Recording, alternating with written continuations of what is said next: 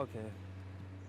Sorry about the noise you might be hearing in the background. It's Monday and they are cutting the grass, but I've got to start regardless, and the batteries are going to die on the Zoom recorder.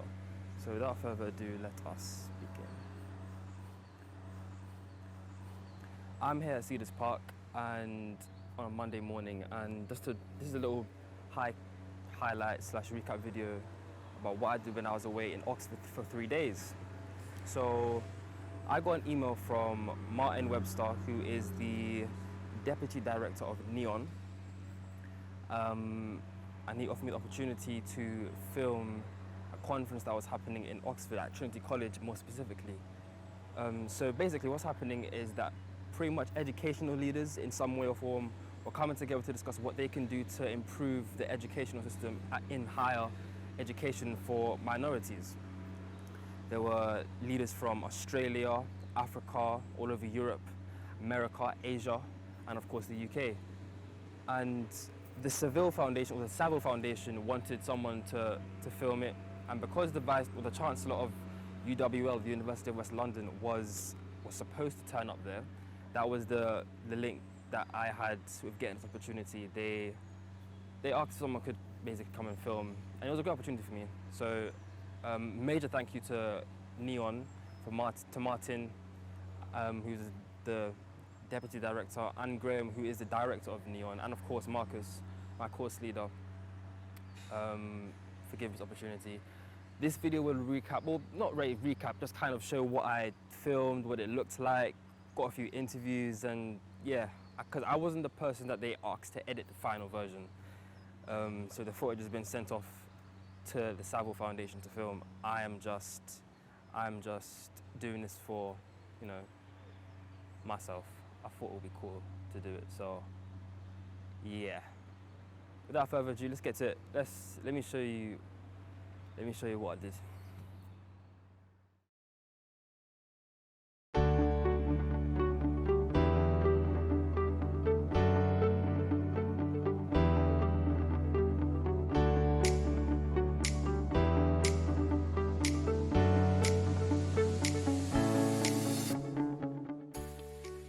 I think equitable access around the world is important because there are too many people who have historically been underrepresented and not well served in higher education, and higher education is the clearest and best path that we know of to helping ensure that people have the opportunity to fulfill their full potential, to live longer and healthier lives, to make sure that their children have a chance to go to college. So by my lights, it is a very strong investment in our future. What emerges out of that is a really resilient, extraordinary bunch of human beings. And in South Africa, we've got models across the spectrum that have responses for the rest of the world that we now share everywhere.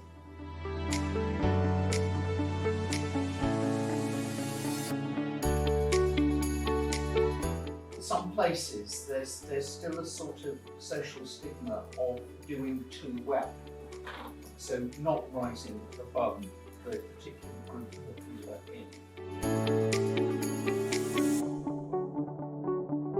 International cooperation on higher education is more important now than it ever was. The world is an extremely globalized place through social media and other means. Things that happen in one country can have a great impact on what happened in another country. And I think we need to understand that and be aware of that so we can be responsive. And universities are working together much more now than ever they have been before. Partly thanks to the pandemic, much more of that collaboration now takes place online, so it's much more cost effective. And you can see the benefits that it brings to people in terms of their awareness, their confidence, their contribution to society. We said the mere having the conversation was so good. So the sharing of the knowledge, the making of the connections, I suppose what you were saying about the boosting of each other's, sense of yes, we should keep doing things just by being with a whole lot of like-minded people.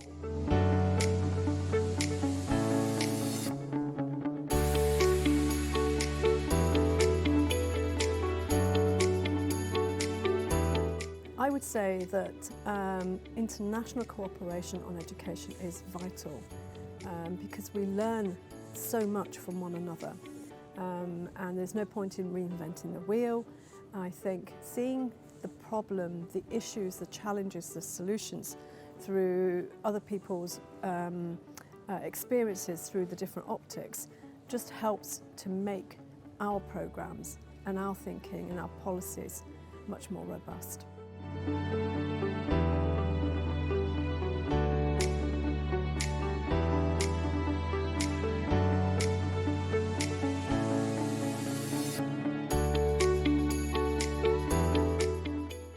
Whether it's bipartisan systems of governance, which we have been talking about since yesterday, saying our policymakers are not listening.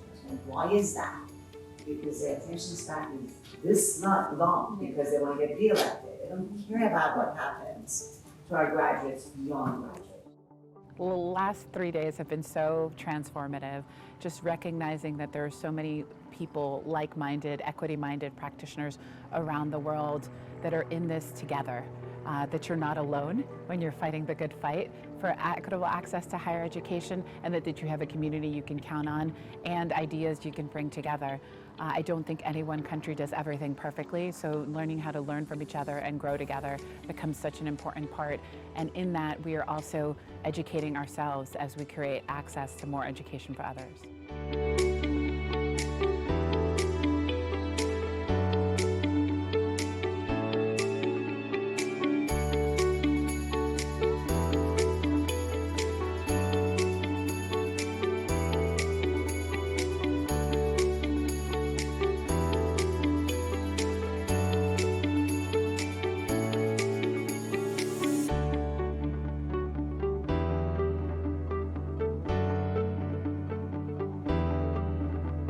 Well, what I enjoyed in visiting Ruskin College is to see a university that is deeply rooted in the labor movement, that has a bit of a history around access and inclusion, I guess, for non-traditional students, and seeing that in the heart of such a elitist place to a certain extent, that Oxford certainly is, with its higher education, was very refreshing and beautiful to see.